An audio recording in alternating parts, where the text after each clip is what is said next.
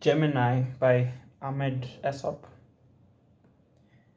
The 10 p.m. train glided into Park Station and Siva took his seat. He felt tired after the long hours of work at the Constellation Hotel.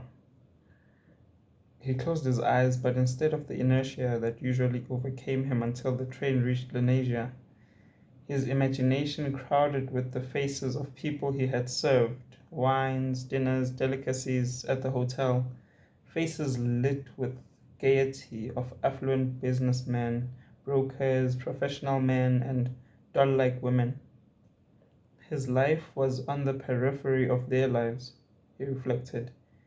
A dark figure in a stereotype outfit, maroon jacket, white shirt, black bow tie, grey trousers, and black shoes, moving from table to table, booklet and pencil in hand, noting the requirements dictated by the diner's appetites. Then there was the gathering of the food-stained crockery and cutlery and the uneaten remains that always filled him with nausea. Was he born for this? To be at the beck and call of sirs and madams and to assist in satisfying their appetites? The train sped into the night. As the city lights receded into swift succession, he was filled with a sense of self-pitying bitterness. He could have been a doctor or a teacher. Belated sterile ambitions that was always part of his thoughts. A man engaged in serving others nobly. He had frittered away his chance at school by neglecting his studies, finding pleasure in roving with the gang, wasting time in cinemas and cafes and smoking in corners. His teachers had at first castigated him, but later abandoned him. He failed twice in Standard 6 and then left school. The train stopped at Orlando Station and Siva looked through the open window. The brilliance of the city had vanished, and but for the glowing station lights, sprawling Soweto was in penumbra. He heard several shouts, banging of doors, and the train pressed on into the night. His only consolation was his son Krishna, a 13-year-old boy in Standard 6 at Alpha Primary School. The death of his wife, a self-willed woman quiet to the verge of obstinacy, religious to the point of fanaticism, had knotted the boy to him, for he was now involved in a maternal relationship as well. And nothing gave him greater pleasure than providing him with the delicious bits which he took surreptitiously from the hotel and were even now wrapped in paper beside him. He gave his son breakfast before he set off to school. To watch him eat, then admire him dressed in his school uniform. Maroon jacket, white shirt, black tie, grey trousers and black shoes. And say goodbye was a finally say goodbye was a daily experience that gave meaning to his existence and hope to his secretly cherished belief that the boy would, by achieving what he himself had not, mend the tear in his life, his personal failure. All that was now ignoble and humiliating in his life would be transcended when Krishna attended university and distinguished himself. The world had changed radically since the days of his own youth, and the new age presented varied opportunities and greater scope. In fact, Krishna had recently written his Standard 6 examination, and the result was expected any day. To see his son growing to be like him in appearance and shape filled him with happiness and pride. As he walked along the scarred, feebly lit roads, a fresh breeze awakened in the summer night. When he reached the first row of houses, he quickened his pace as he was reminded of his sleeping boy. Nearing home, he was surprised to hear voices, and then distinctly the voice of his neighbor, Miss Rudy, the good woman who cared for his son after school. Siva, Something happened today, she said as he approached her and several people who stood outside the open door of his house. His mind leapt to Krishna and presaged disaster. There was a fire in your house today, Miss Rudy said, but we managed to put out the flames quickly. Everyone helped. He looked at the group, bewildered, expecting to hear tragic news. He wanted to inquire about his son, but could not. Krishna is sleeping, Miss Rudy said, coming to his rescue, but her words failed to assure him. A strong presentiment that his son was dead seized his mind. Miss Rudy was playing a diabolical sort of game by not telling him the truth.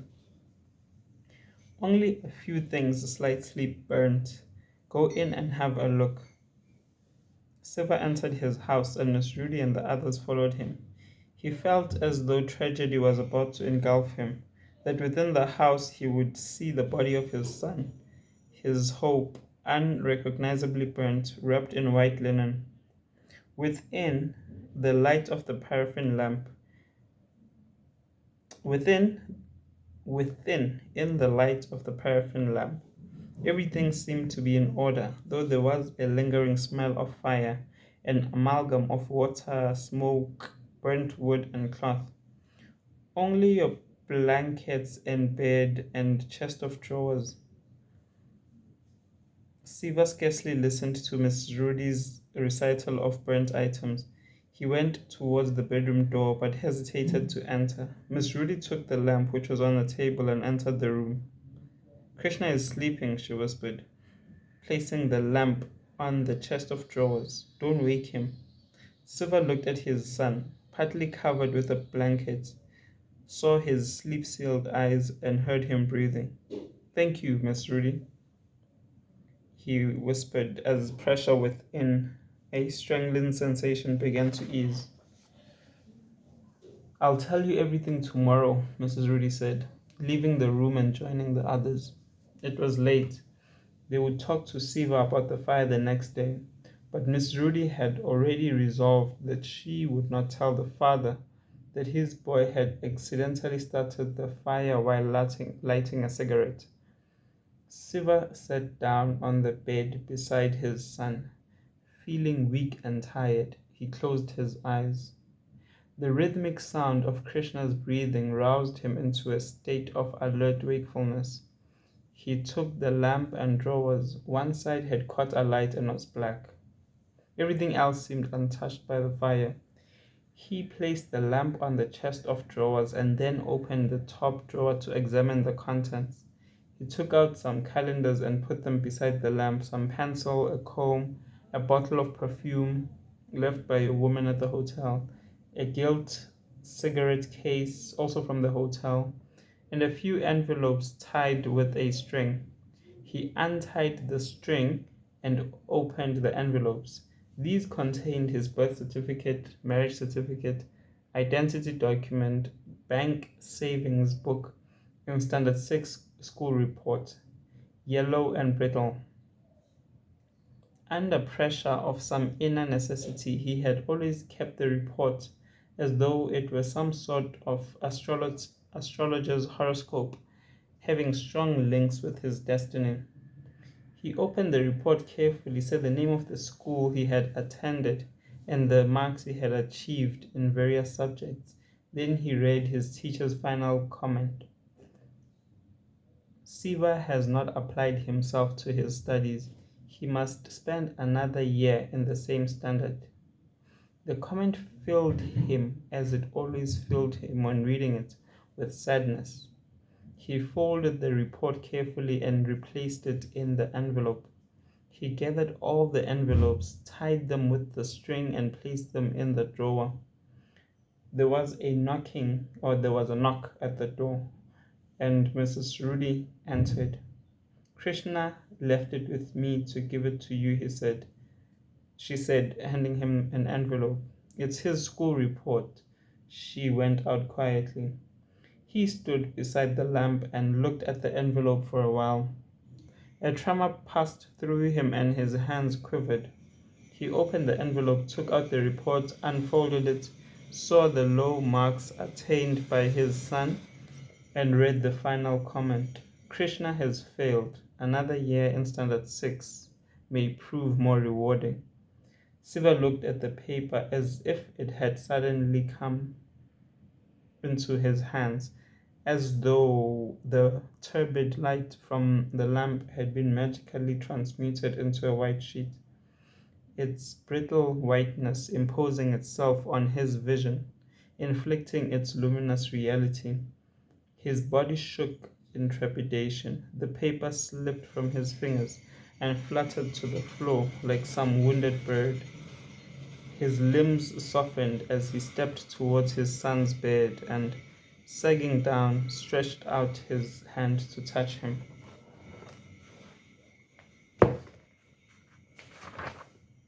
Gemini by Ahmed Essop.